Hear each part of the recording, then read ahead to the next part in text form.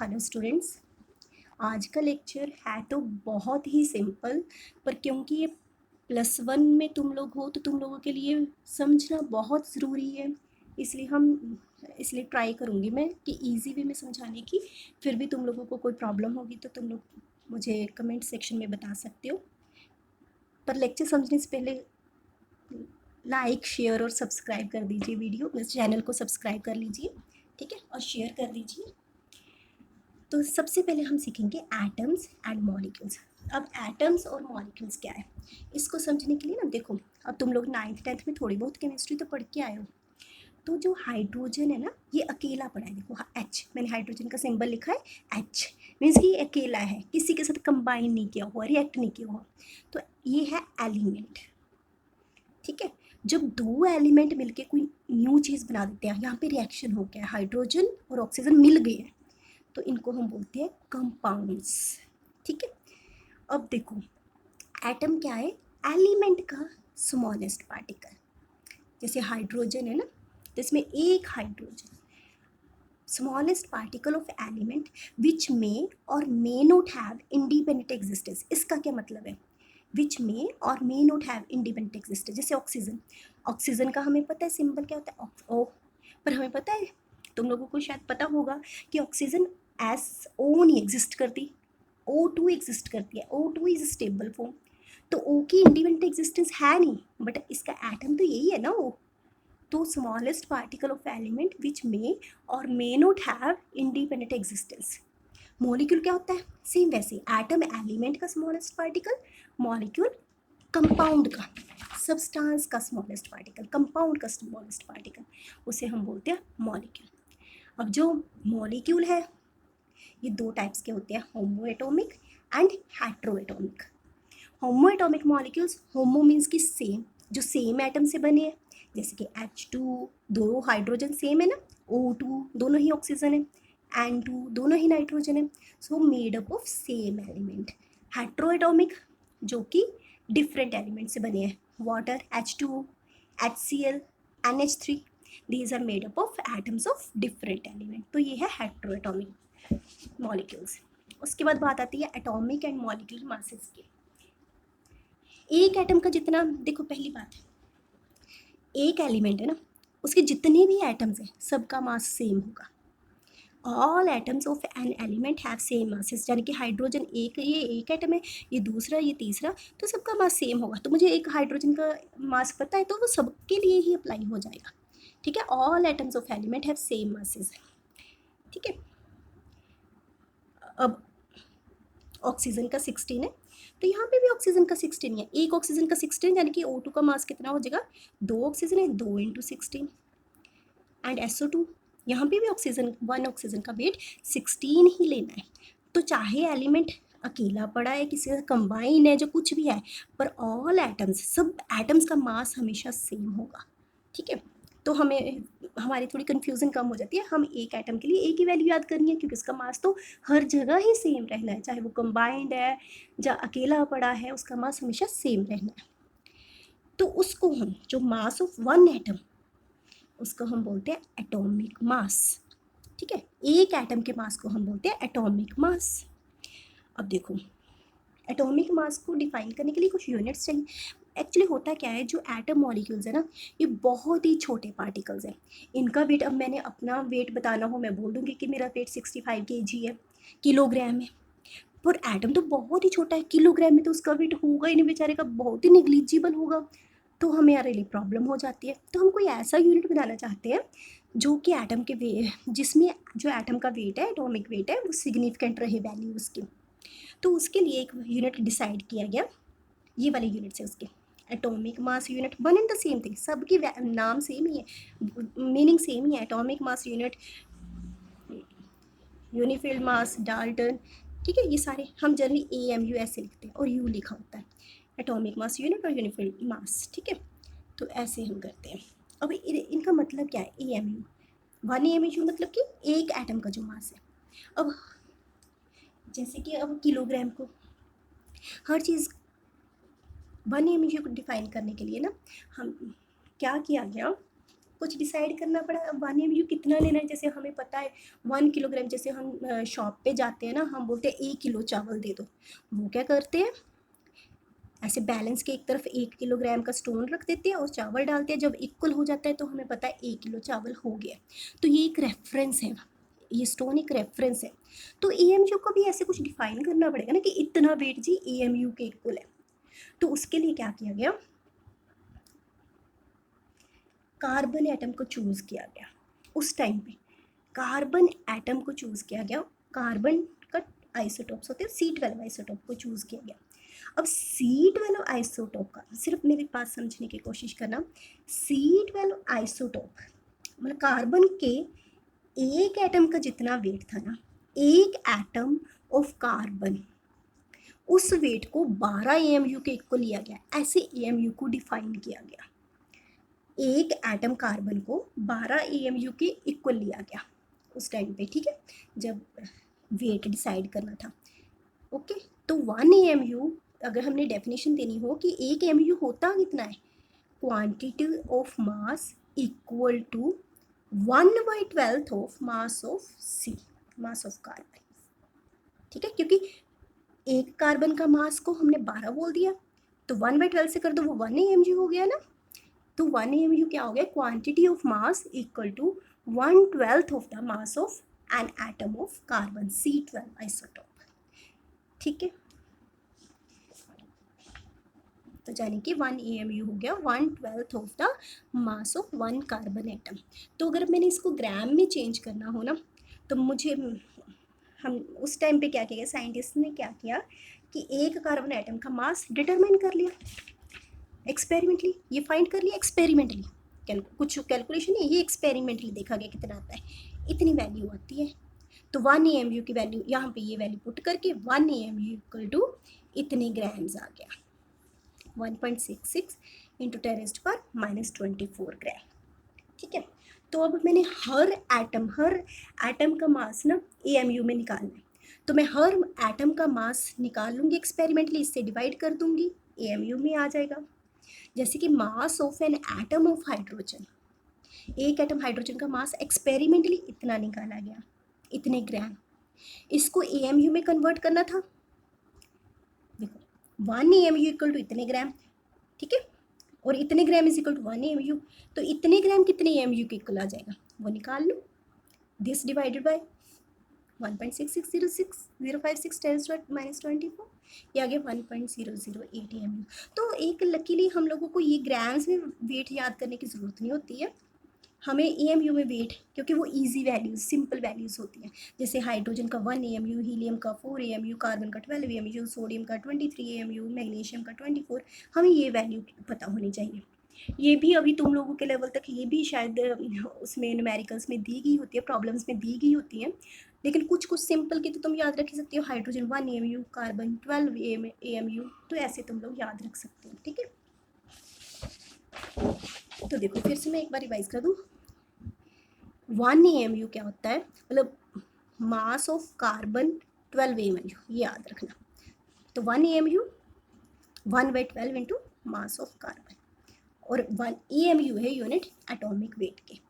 अगर हाइड्रोजन का atomic weight 1 है ना, हम लिखते हैं 1 एएमयू और 1 यू, ओके। उसके बाद बात आती है ग्राम एटॉमिक मास और ग्राम एटम की। अब ये क्या होता है, देखो ग्राम एटॉमिक मास या gram atom, one and the same thing ये है। अगर मैं एटॉमिक मास को ग्राम में ले लूँ ना, एटॉमिक मास को ग्राम में ले लूँ, वो ग्राम एटॉमिक मास होता है, वो ग्राम एटॉमिक मास हो जाएगा। जैसे कि कार्बन या हाइड्रोजन, कुछ भी ले लो, हाइड्रोजन का वेट 1 एएमयू होता है, ठीक है। तो मैं एटॉमिक मास को उतनी क्वांटिटी लेनी है कि एटॉमिक मास इन ग्राम्स, यानी कि 1 ग्राम ऑफ हाइड्रोजन उसका ग्राम एटॉमिक मास होगा, जो ग्राम एटम होगा। Quantity of element whose mass in grams is numerically equal to its atomic mass, उतनी क्वांटिटी जिसका weight is numerically equal to its atomic mass. Hydrogen का weight is 1.008 AMU, तो 1 gram atom में कितना wait लेना है हमने, जो इसका एटॉमिक वेट है इन ग्राम्स, वो 1 ग्राम एटम हो जाएगा हाइड्रोजन का। समझे? मैं फिर से रिपीट करती हूँ कि एटॉमिक मास को हमने ग्राम्स में ले लेना है, ठीक है। तो ये तो एटम्स की बात हुई। मॉलिक्यूल्स के केस में मोलर मास होगा। सेम वैसे हमने C12 के विद रिस्पेक्ट टू देख लेना है कि कितना, C12 का 12 MU है, तो मोलर मास मेरा कैसे हो जाएगा। लेकिन यहाँ पे हम एटम की नहीं मॉलिक्यूल की बात करेंगे। Average relative mass of molecule compare to mass of an atom of carbon. अब देखो ये एटम्स के लिए मैं पहले निकाल चुकी हूँ एटॉमिक मास, तो मॉलिक्यूलर मास निकालना मेरे लिए मुश्किल नहीं है। अब मैं डिवाइड वगैरह नहीं करूँगी, सिंपली हम क्या करते हैं, जैसे मीथेन है, मीथेन का मोलर मास किसके इक्वल आ जाएगा, मुझे एटॉमिक मास AMU में पता है, कार्बन का atomic mass of carbon plus 4 hydrogen है तो 4 into atomic mass of hydrogen, ये हो जाएगा 12 प्लस 4 इंटू हाइड्रोजन का एटॉमिक मास 1, तो ये हो जाएगा 16U और 16 AMU। ठीक है बच्चे। तो जैसे ग्राम एटॉमिक मास था, ऐसे ग्राम मोलिकुलर मास या ग्राम मॉलिक्यूल, वो क्या हो जाएगा, उतनी क्वांटिटी जिसका weight is numerically equal to atomic molecular weight. यहाँ पे एटॉमिक वेट था, यहाँ पे मॉलिकुलर वेट, बस इतनी डिफरेंस है।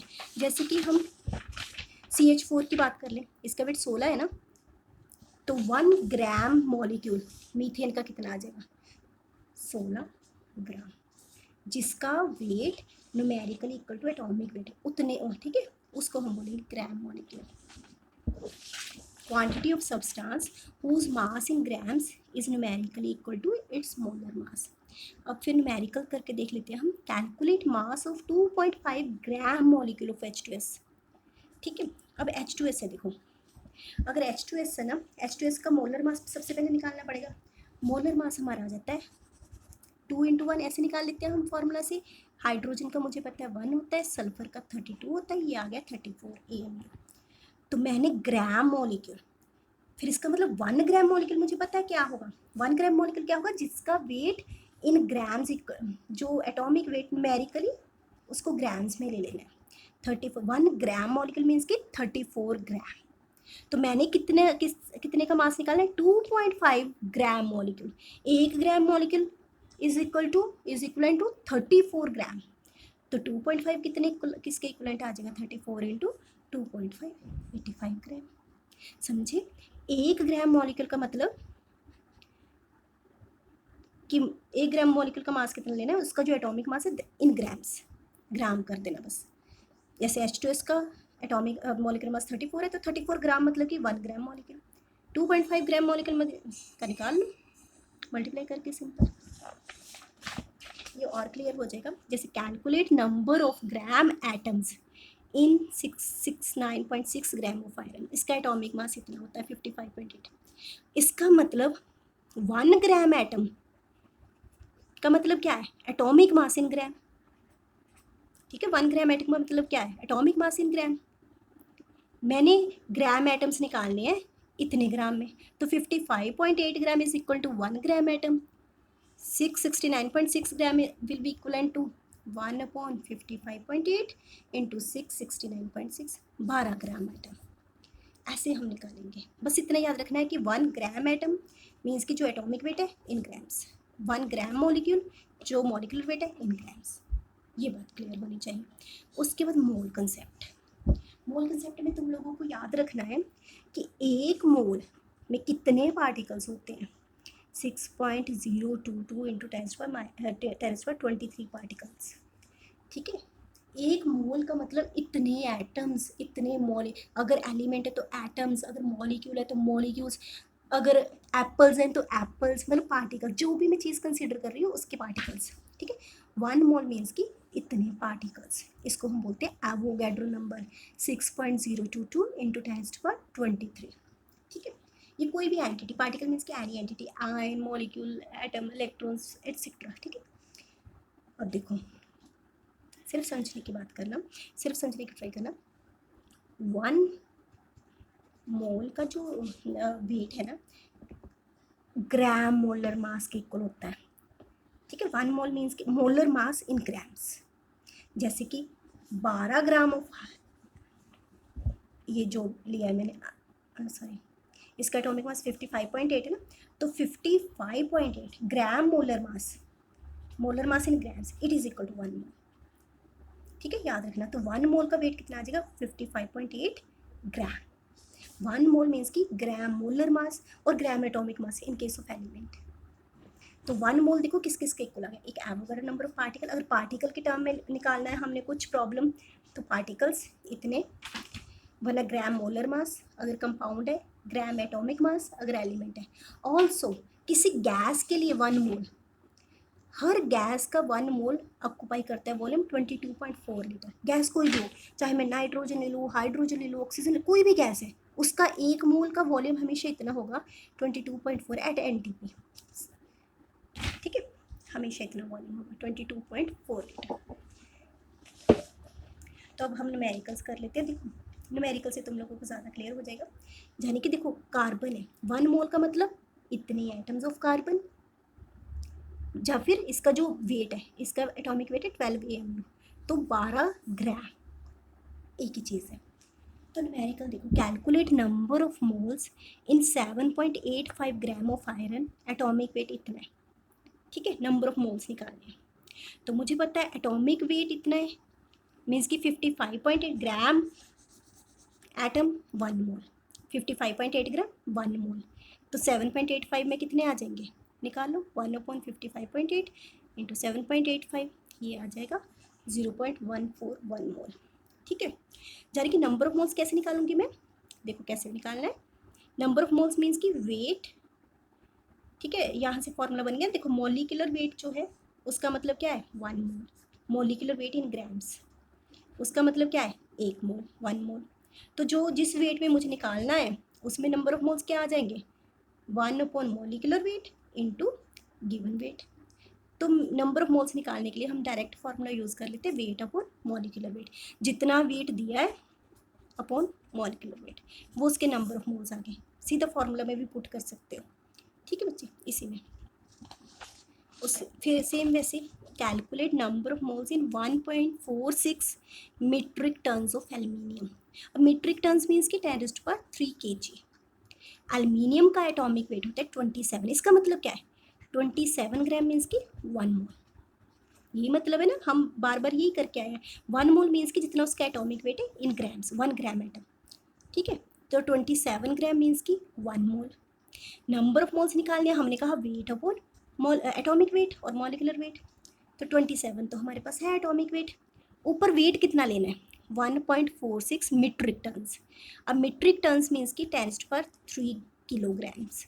तो मैंने ले लिया 1.46 10⁻³ किलोग्राम्स, लेकिन नीचे तो ग्राम है ना, तो मुझे इसे ग्राम में चेंज करना पड़ेगा, फिर से इंटू 10⁻³। तो ये आएगा हमारा number of moles in 1.46 metric tons of aluminium. Calculation करके हमारे पास इतना आंसर आ जाता है।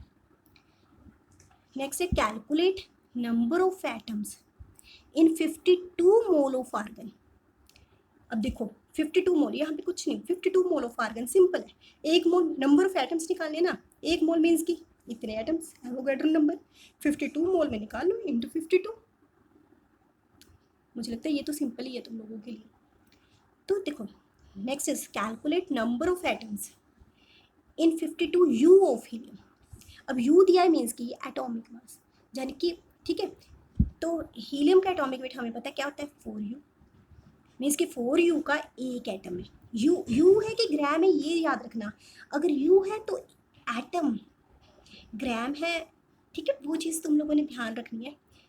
4U मीन्स की 1 एटम, एटॉमिक, एक एटम का जो मास है 4 ग्राम, उसी को मैंने ग्राम में ले लिया, तो वो क्या हो जाएगा, मोल। 1 ग्राम एटम मीन्स की 1 मोल। तो U है ना, तो 4U मीन्स की 1 एटम, 52U मीन्स की 1/4 इंटू 52, 13 एटम्स। तो ऐसे तुम लोगों ने न्यूमेरिकल ट्राई करने हैं।